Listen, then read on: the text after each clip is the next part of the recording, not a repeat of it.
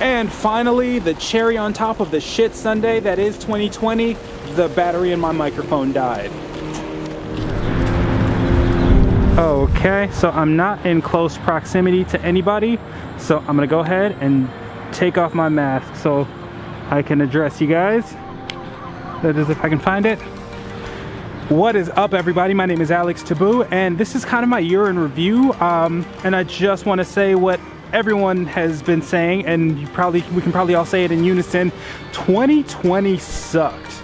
It was an abysmal shit show of a year, and I am glad that it's over. But I don't want to say that just unwarranted and without merit.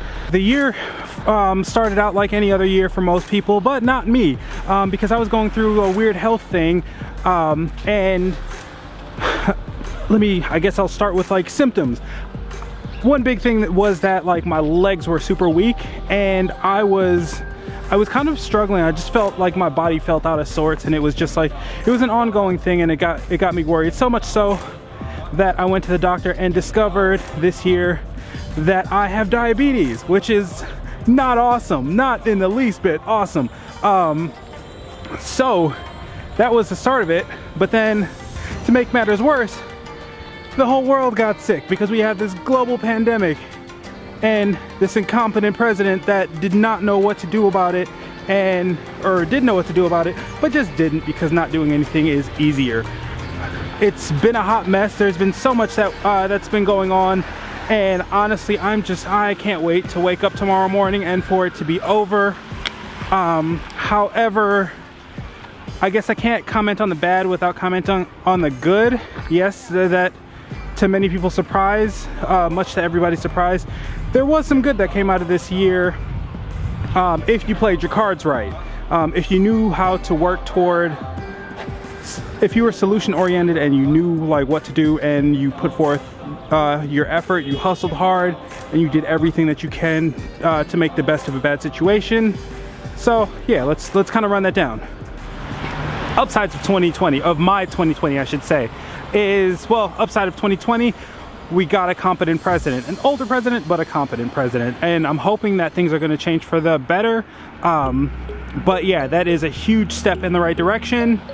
And I'm not monetized because I don't have enough viewership, so fuck Donald Trump, and I don't care who knows it. The algorithm is going to bury me for that, but whatever. So I will say that the silver lining of 2020 is we got to put our money where our mouths are, and we got to support the businesses that matter, and support the locals, support human beings, and just really acknowledge the strength of our dollars, your dollar, and how you can best use it to support the people instead of some soulless corporations. Sadly, that wasn't unanimous because of the pandemic. Jeff Bezos is on track to be a trillionaire, which is abysmal, and I really think we need to boycott Amazon, but I would be a huge hypocrite for telling you to do so, because sometimes you need to. But I really am gonna redouble my efforts to make sure that if I go there, it's because I need to, not because I want to, because there are so many better businesses that I would love to support and basically just help human beings succeed, because I think the 1% is getting tinier and tinier and richer, and it's not like we can survive on pennies on like what Amazon chooses to leave us. So yeah, that's something to take into 2021. Please do your very best to support local businesses and businesses that you believe in with missions that you believe in, okay? Moving forward,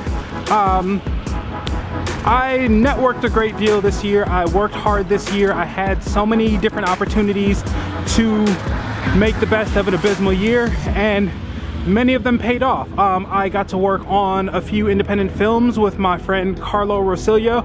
If you haven't checked out his work, search for him or Kerosene Media. That's his company. He actually is a brilliant young filmmaker, and I got to capture audio on something that he worked on, that he created, and also I got to work on a promotional video for a charitable organization called La Casa de Esperanza, which is very cool, so make sure you check them out too. And I don't know, I got a lot of work. I'm still working with Omniverse Media Group, and we've been doing great things. And I've just really been enjoying the work that I've gotten to do, that I've put my heart and soul into, and I'm expecting that to only get better and better in the year 2021. While 2020 has sucked, I have definitely done everything that I can to make my situation a lot better. So I managed to make lemonade with all of the lemons that were pelted at me by 2020, and yeah, I'm coming out of this even stronger. I can't wait for next year to kind of get settled in, because I am going to go even harder in the paint.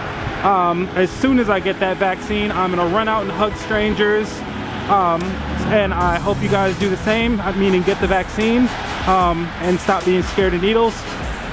But yeah, so that's kind of where I am. Yeah, so I'll say it again, and you guys please say it with me. Fuck 2020. Let's make next year a much better year.